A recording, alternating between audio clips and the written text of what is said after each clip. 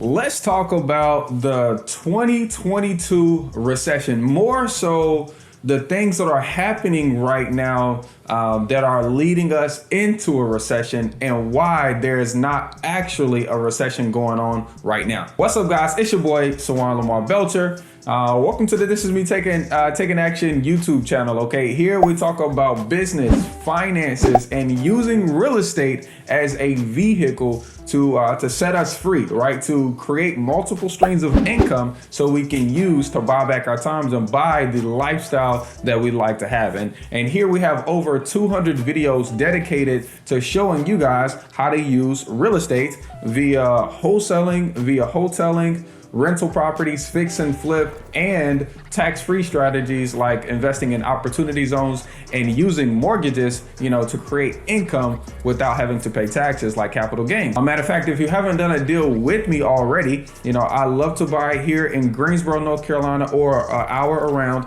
There's been several of you that have sent me deals that I have purchased from already. I'm gonna leave my website, buytriedhomes.com, and a link there to, if you have a deal, you can submit it to me and we can make money together. Okay, I love making money as far as just buying deals from you all, and also for my students who invest in the course or the 6-month mentorship, we'll actually do some fix and flip or hotel properties together where I'll bring the money, they do some of the work with the contractors, and we'll split the profits in some form or fashion. So definitely reach out if you guys want to make some money with me. So today's topic is are we in a recession? Are we going through a recession? Are we getting into a recession?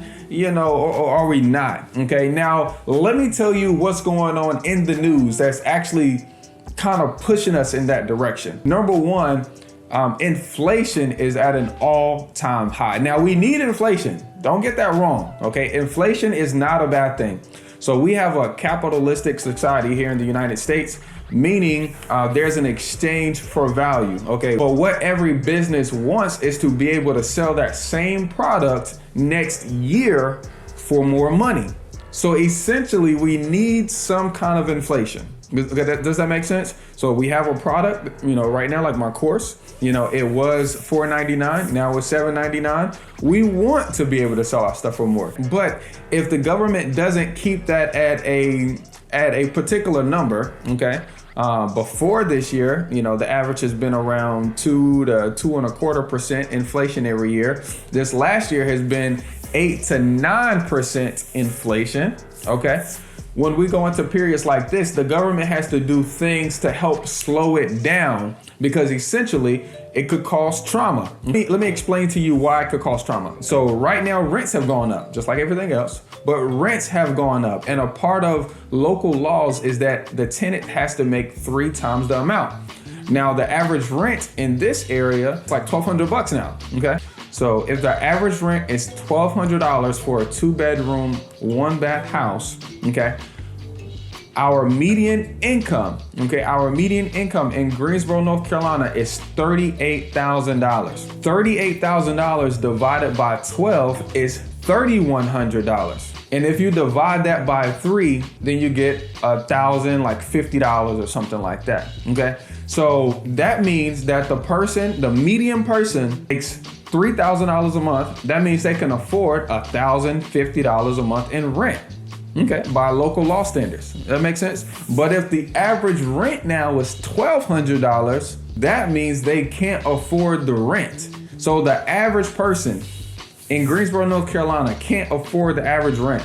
On top of that, we have above average gas prices, above average grocery store prices, above average housing prices, above average insurance prices, above average shoe prices. Literally everything is above. So eventually it's gonna be a point where people can't squeeze anymore. Instead of me buying a pair of shoes, I'm just gonna move that shoe money to groceries. At some point, it's gonna be a point where that all stops and it just collapses. Okay, it just collapses. So what the government has to do is find a way to slow it down before it collapses. Okay, and if it does collapse, they're hoping to slow it down so the collapse isn't as bad. Okay, I hope that makes sense. So one way that the government has chosen to do that, the Fed is increasing the interest rate, okay, in hopes that it's going to slow it down. Now it should. Okay. So let me explain how the rates work. So when the rates were lower, they lowered the rates to encourage people to go out and get cheap money, which means, people could technically afford more. They could afford to borrow more, which made the cost of things go up. Now, since the interest rate is going up, people can't afford as much because now the loan is less and they have to pay more for that lesser amount of loan. So they're hoping that it tapers prices down. So the Fed is saying, hey, we've increased the rates twice this year. We're going to do another 3 or 4 times before the end of the year with the hopes that it slows things down. All of this at the same time is leading us to a recession. Now, what is an actual recession? Oh, well, just like the United States, everything is on paper. So it's all about reports. So the GDP already came out this year that we're in the negative. The GDP for this quarter comes out in July.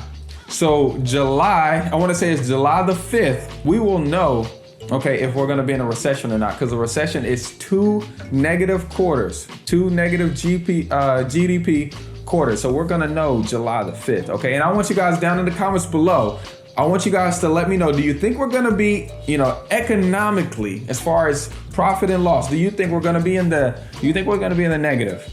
Okay. Do you think we're going to be in a recession? Okay. Do you think we're going to be in a recession? Yes or no down in the comments below. And until then, you don't need all 3 to do a deal. You just need 2 to do you.